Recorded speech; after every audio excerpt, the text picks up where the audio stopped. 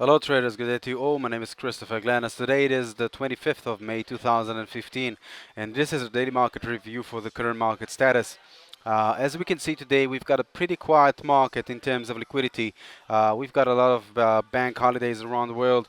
Swiss franc, euro, pound, and dollar are expected to deliver very low amount of liquidity, while the New Zealand market is expected to deliver the trade balance at 10:45. That's practically the only important announcement that we can expect to see today.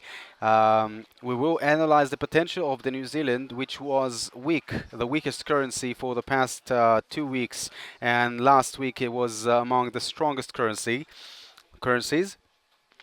We've analyzed the dollar and we've analyzed the dollar index, the potential for long-term expression, and we will analyze that again today. Very nice formation over there. Looking at the entire weekly calendar, we can say that on Tuesday we will receive additional announcements regarding the dollar and another announcement regarding the dollar.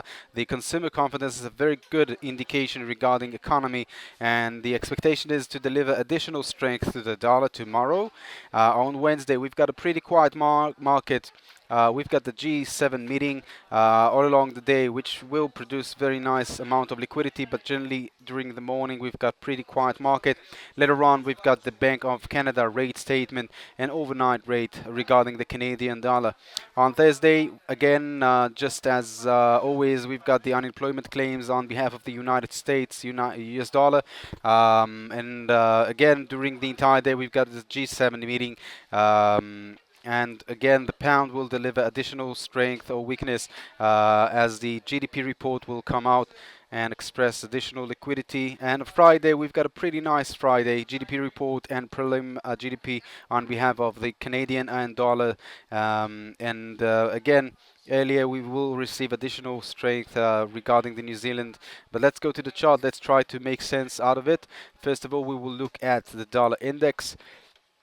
The dollar index, since we've reached this bottom over here, we're just climbing up and climbing up. Our expectation is to see the dollar breaking the last peak that occurred at 100. This is the daily chart, therefore my expectation is to see strength on behalf of the dollar for the next several weeks. Again, today we've got a closed market on behalf of the dollar, but generally we're expecting the dollar to continue its strength upon other currencies as well.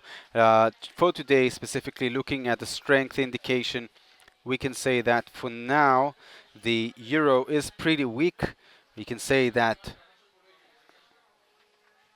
the dollar is among the strongest currencies.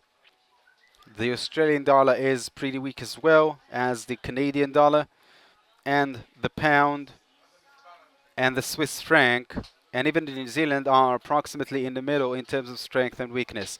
I can tell you that my expectation from the Swiss franc is to lose additional strength today as we've reached the completion of this corrective pattern, and our expectation is to see a continuance of a downtrend over here. But I'd like to focus on two things today. The first thing is the gold. As we're expecting the dollar to gain strength, we're expecting the gold to lose strength. I've mentioned already that we've received the left shoulder, the head, and the right shoulder, a completion of a head and shoulders pattern, and our expectation is to see this chart falling down at least below the last peak and even lower toward the $1,100 per an ounce. Another asset that we should analyze is the oil. Very nicely reached higher toward the 60 level, and we can see the same approach over here, reaching a very important divergence point. Our expectation is to see this chart continuing its downtrend movement. We need to receive additional strength on behalf of the dollar before that will happen, but again, my expectation is to see this chart falling down. And the last thing that I'd like to analyze with you is the dollar versus the Canadian dollar, as the correlation between the oil and the dollar index and the dollar versus the Canadian dollar is very strong for the last several days. Again, just as we saw on behalf of the dollar index, we saw that pullback, and right now we can see this uptrend movement. Our expectation, as the dollar will gain strength, to see this chart climbing higher and breaking the last peak. That was back in March at 1.28.